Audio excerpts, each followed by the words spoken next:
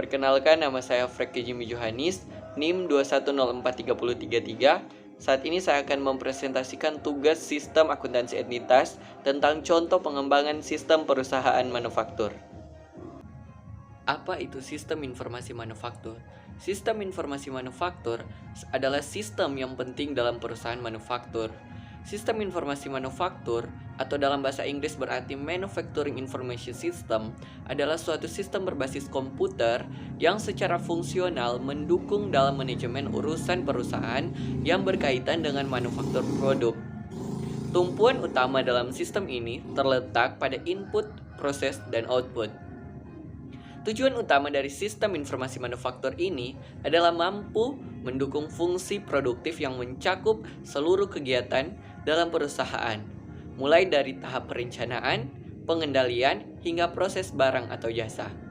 Perusahaan manufaktur merupakan sebuah badan usaha yang mempunyai aktivitas khusus dalam pengelolaan material atau sering disebut bahan mentah hingga menjadi barang jadi kemudian akan dijual kepada konsumen. Ada 3 karakteristik perusahaan manufaktur. Yang pertama, mesin dan skala besar. Perusahaan manufaktur biasanya menggunakan setup atau konfigurasi mesin dan tenaga manusia dengan pembagian kerja yang telah ditentukan.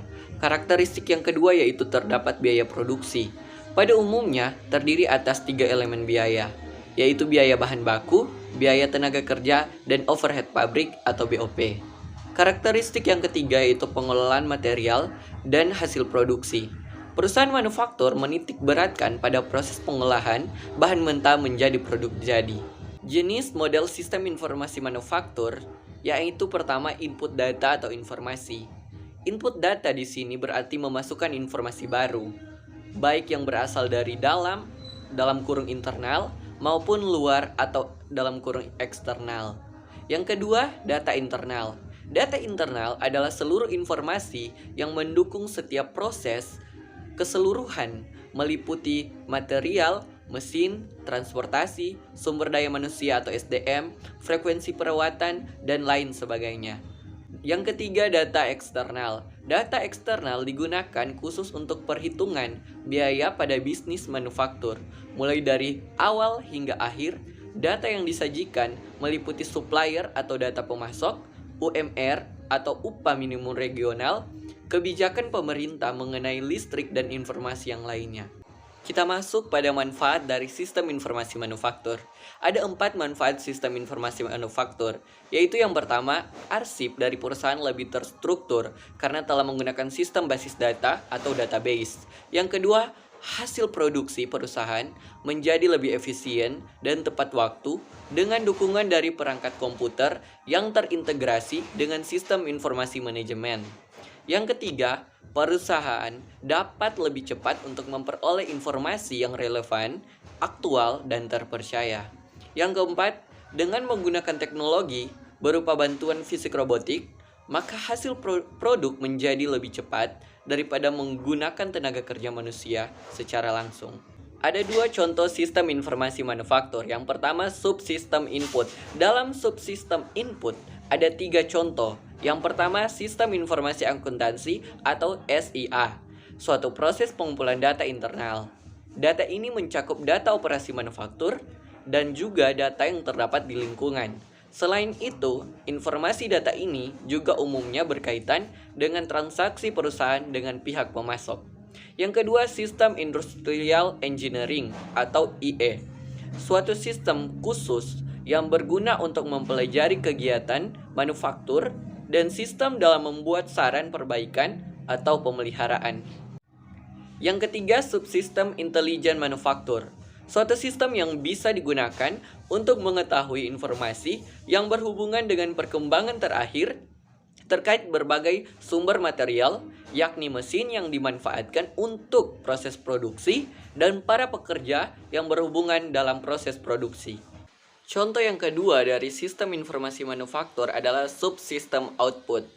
Dalam subsistem output ada 4 contoh. Yang pertama, subsistem produksi.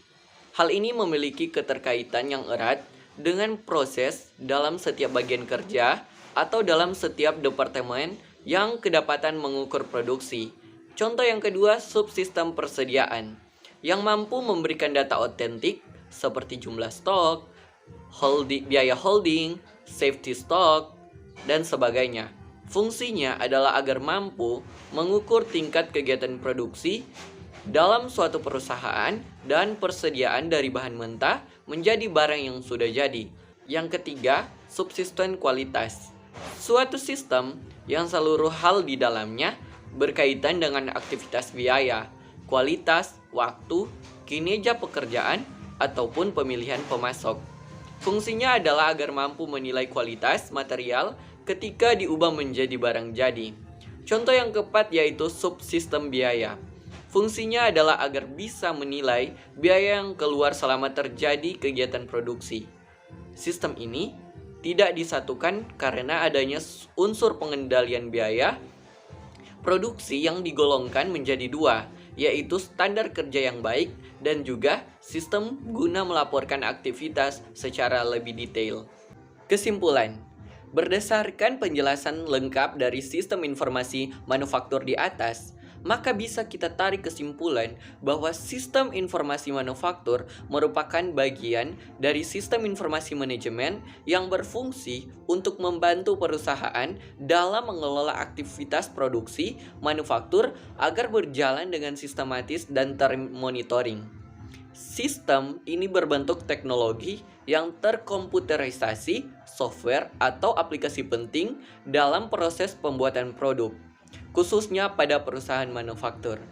Selain bisa digunakan untuk proses produksi, sistem aplikasi ini memiliki fungsi penting untuk keperluan lainnya di dalam internal perusahaan, salah satunya adalah dalam hal akuntansi.